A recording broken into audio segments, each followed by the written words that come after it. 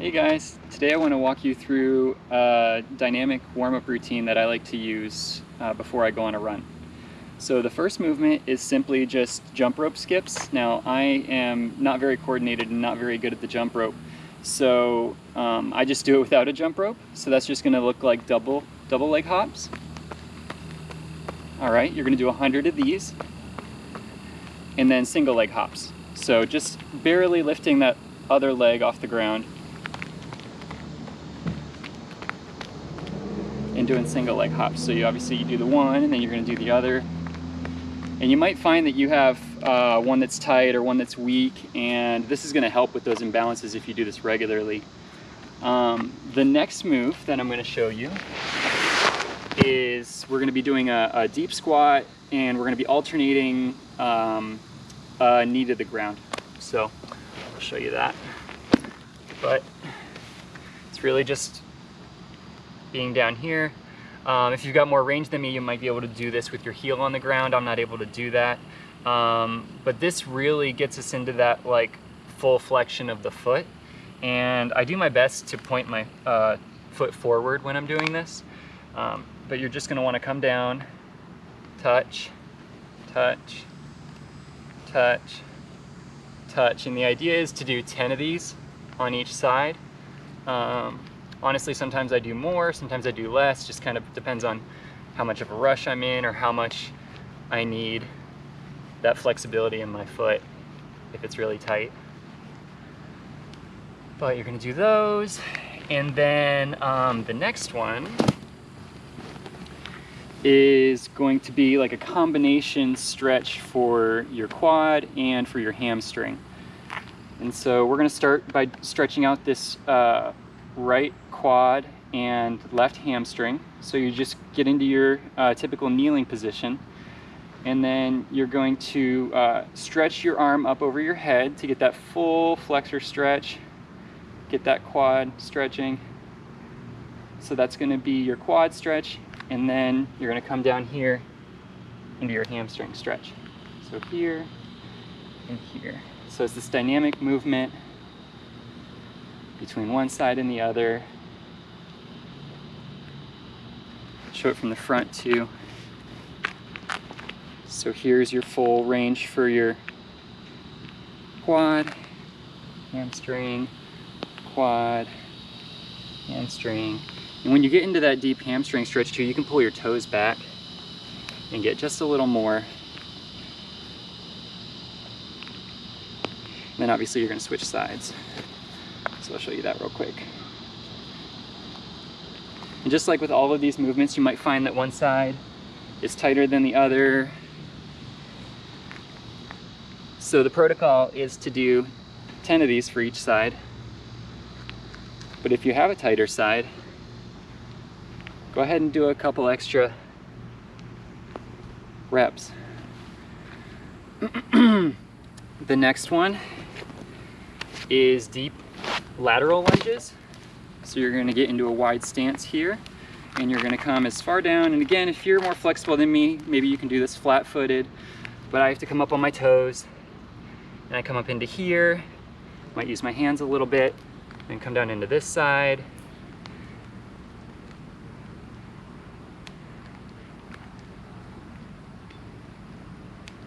And this is a 10 rep set here too.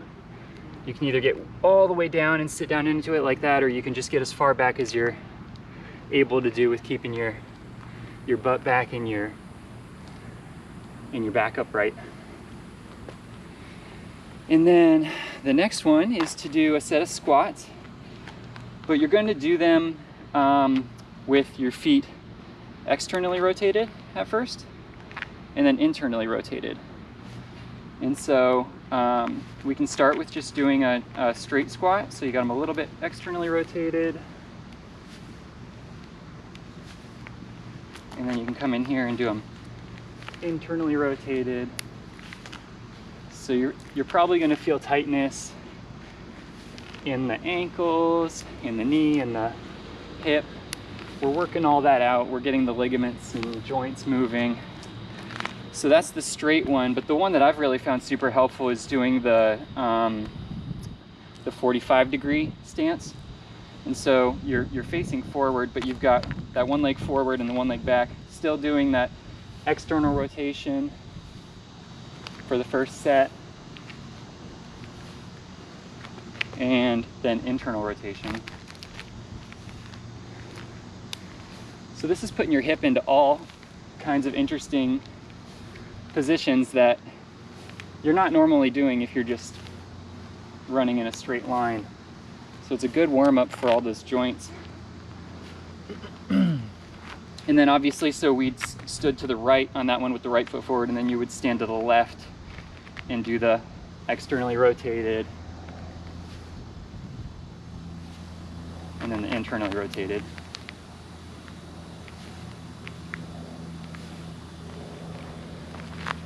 Okay, the next one is to do arm wheels. So that's really basic. Just come in here and you're gonna do the forward ones. Protocol is still 10 for these. So for each of these movements, the protocol is 10, which is nice, it makes it easy to remember. But you're gonna do those forward, and then you're gonna do them backwards. And the idea here is to get to as big of a circle as you can. So you're kind of reaching a little bit, reaching back while you're doing this back scoop, and then reaching forward while you're doing this forward scoop. And again, you'll do that with both sides. So we got the forward and then we got the backward. The next one is to do what I call twisting arm swings. And so with this one, you're going to be twisting your body here. You might get pops in your hip or your back, maybe even your knees or your ankles. But you can do them like this, and then if you want to add a little extra rotation to them, you can come up on your toe. So if you watch my right foot here, we come up and we twist it that way. So we're getting some internal rotation in both of the hips, and it's allowing us to get a little bit further with each of those swings. So I really like this one. In fact, all of these movements are just so good for warming up the hips, and that's the thing that I always have the most trouble with, being tight on my runs. So that's what I've found super beneficial about all of these movements. So that's the twisting arm swing, and then the next one is the lateral arm swing. So with this one, you're going to come up here and you're going to swing, and you're going to allow this arm to go all the way forward, or all the way up, I'm sorry, and get straight.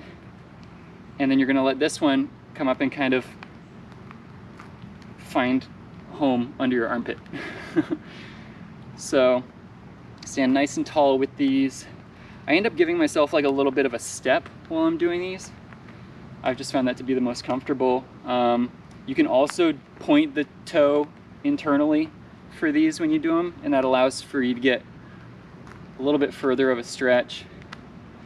But this one's really good. This one opens up your oblique and your psoas and all those muscles on your sides too.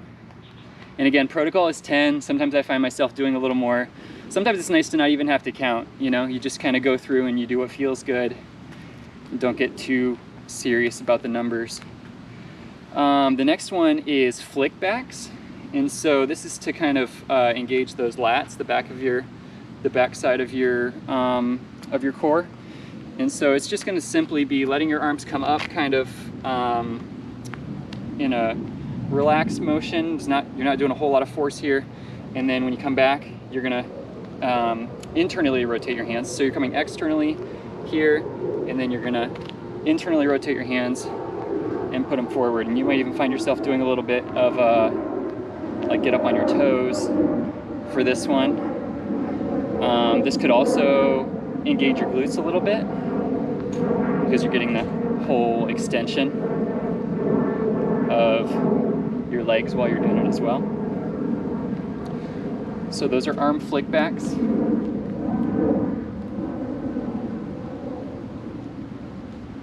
Ten of those. And then hip circles. And with these, there's two different motions you can do, and you can kind of picture them while you're doing the motion. The first one is the most basic, and that's just circles. And so you're going to come, and again, this is one of those where you can really tell where your tight spots are. Like my left hip is always tighter than my right. So getting into this left side, there's a lot of restriction when I get into that corner.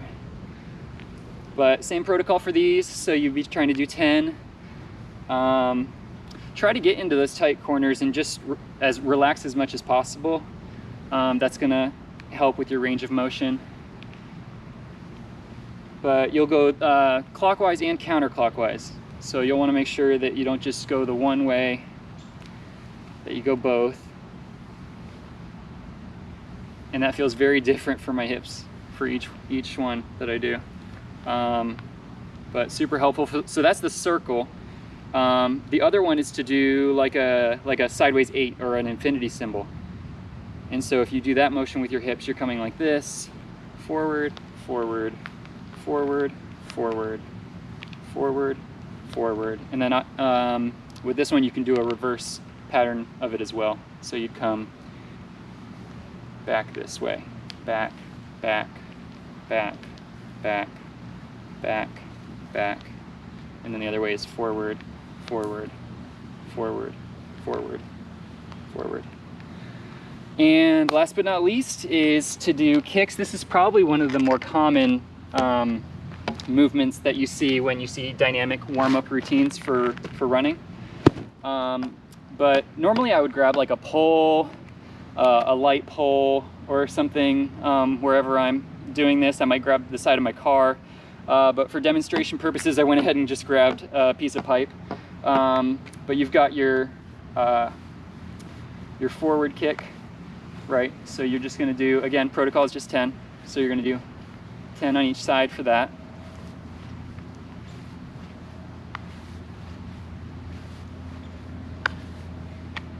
And I'm gonna go ahead and switch. So we've got the right one. This doesn't have to be the prettiest thing, but focusing on your kick a little bit, trying to stay strong and not too relaxed, but not too relaxed. You want to engage your core a little bit. And then the lateral kicks. So try to do this with the pole. So just across your body. Again, protocol would be 10. You might find one side's tighter than the other, so you'll go ahead and spend more time on that tighter side.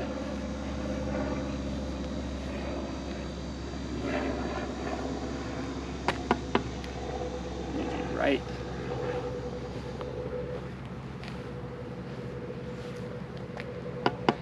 And that's pretty much it. That was a little bit of a sloppy version, but that's what I've got for today. It's something I've really wanted to do for a while now, and I just keep putting it off because I didn't feel like I was ready to present it in a perfect way. So thanks for tuning in. I hope this was helpful, and I'll see you guys next time. Bye.